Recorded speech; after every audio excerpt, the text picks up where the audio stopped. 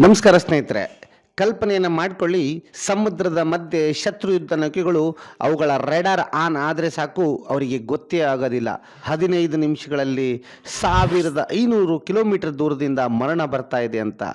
ನಿಜವಾಗ್ಲೂ ಭಾರತದ DRDO ಅಭಿವೃದ್ಧಿಪಡಿಸಿರುವಂಥ long range antiship hypersonic glide missile ಇದೆಯಲ್ಲ, ಇದು ಅಷ್ಟು ಶಕ್ತಿಶಾಲಿ. ಭಾರತದ ನೌಕಾಪಡೆಯ ಅಗತ್ಯಕ್ಕೆ ಅನುಗುಣವಾಗಿ DRDO ಅಭಿವೃದ್ಧಿಪಡಿಸಿದೆ. ಇದರ ಪ್ರಮುಖ ವಿಶೇಷತೆ ಅಂದರೆ 1500 ಕಿಲೋಮೀಟರ್ ವ್ಯಾಪ್ತಿಯನ್ನು ಹೈಪರ್ಸಾನಿಕ್ ವೇಗದಲ್ಲಿ ಅಂದರೆ ಮ್ಯಾಕ್ 5 ವೇಗದಲ್ಲಿ ಅದು ತನ್ನ ಗುರಿಯನ್ನು ಸಾಧಿಸುತ್ತೆ. ಶತ್ರುಗಳ ಯುದ್ಧ ನೌಕೆಗೆ ಇದೊಂದು ಸಿಂಹ ಸ್ವಪ್ನ ಅಂತಲೇ ಹೇಳ್ಬೋದು. ರೆಡಾರ್ಗಳಿಗೆ ಪತ್ತೆಯಾಗದ ಹಾಗೆ ಸ್ನೇಹಿತರೆ, ಪತ್ತೆಯಾದರೂ ಕೂಡ ಇದನ್ನು ಪತ್ತೆ ಆಯಿತು ಅಂತ ಅನ್ನೋಷ್ಟೊತ್ತಿಗೆ, ಅದು ನಾವು ಮಾತಾಡೋಷ್ಟೊತ್ತಿಗೆ ಅದು ಹಿಟ್ ಮಾಡಿರುತ್ತೆ.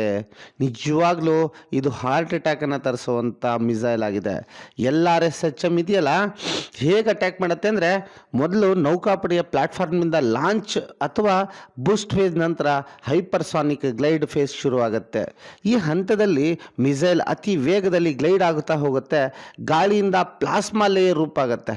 ಆವಾಗ ಶತ್ರು ರೇಡಾರ್ಗಳು ಇದನ್ನು ಟ್ರ್ಯಾಕ್ ಮಾಡೋದಕ್ಕೆ ಆಗೋದಿಲ್ಲ. ಶತ್ರುಗಳಿಗೆ ಎಚ್ಚರಿಕೆ ಸಿಗೋದಕ್ಕಿಂತ ಮುಂಚೆನೇ ಮಿಸೈಲ್ ಗುರಿಯ ಮೇಲೆ ಆಲ್ರೆಡಿ ದಾಳಿಯನ್ನು ಮಾಡಿರುತ್ತೆ.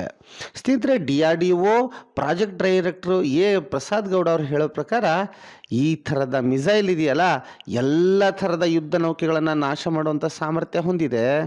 ಏರ್ಕ್ರಾಫ್ಟ್ ಕ್ಯಾರಿಯರ್ ಆಗಿರ್ಬೋದು, ಡೆಸ್ಟ್ರಾಯರ್ ಆಗಿರ್ಬೋದು, ಫ್ರಿಗೇಟ್ ಆಗಿರ್ಬೋದು, ಯಾವುದೇ ಆಗಿರಲಿ ಹೈ ಪ್ರಿಸಿಷಸ್ ಟರ್ಮಿನಲ್ ಆಗಿ ಅಟ್ಯಾಕ್ ಮಾಡುತ್ತೆ. ಅಂದರೆ ಒಂದೇ ಒಂದು ಗುರಿ ಕೂಡ ಅದು ಒಂದು ಹೊಡೆತದಲ್ಲಿ ಇಡೀ ಗುರಿನ ನಾಶ ಮಾಡುತ್ತೆ. ಪ್ಲಸ್ ಎಲ್ಲಿ ಬೀಳಬೇಕು ಅಲ್ಲಿ ಅಕ್ಯುರೇಟಾಗಿ ಬೀಳ್ತಾ ಹೋಗುತ್ತೆ.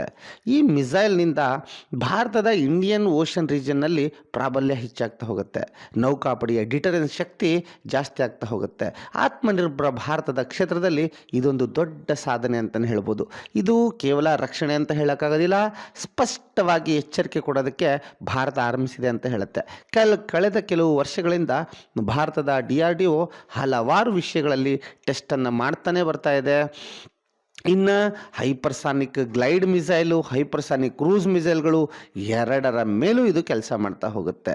ಇದು ಭವಿಷ್ಯದಲ್ಲಿ 3000ದಿಂದ 3500 ಕಿಲೋಮೀಟರ್ ವ್ಯಾಪ್ತಿಯಲ್ಲಿ ಹೈಪರ್ಸಾನಿಕ್ ಮಿಸೈಲ್ಗಳನ್ನು ರೆಡಿ ಮಾಡುವಂಥ ಒಂದು ಯೋಜನೆಯನ್ನು ಅದು DRDO ಕೂಡ ಹೊಂದಿದೆ. ಭಾರತ ಈಗ ಹೈಪರ್ಸಾನಿಕ್ ಕ್ಲಬ್ನ ಪ್ರಮುಖ ಸದಸ್ಯ ಅಂತಲೇ ಹೇಳ್ಬೋದು.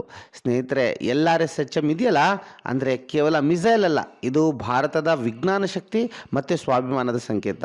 ಈ ವಿಡಿಯೋ ಇಷ್ಟ ಆದರೆ ಖಂಡಿತ ಲೈಕನ್ನು ಮಾಡಿ, ಚಾನಲನ್ನು ಸಬ್ಸ್ಕ್ರೈಬ್ ಮಾಡಿ, ನಿಮ್ಮ ಅಭಿಪ್ರಾಯವನ್ನು ಕಾಮೆಂಟಲ್ಲಿ ತಿಳಿಸಿ ಸ್ನೇಹಿತರೆ. ಜೈ ಹಿಂದ್, ಜೈ ಕರ್ನಾಟಕ ಮಾತೆ.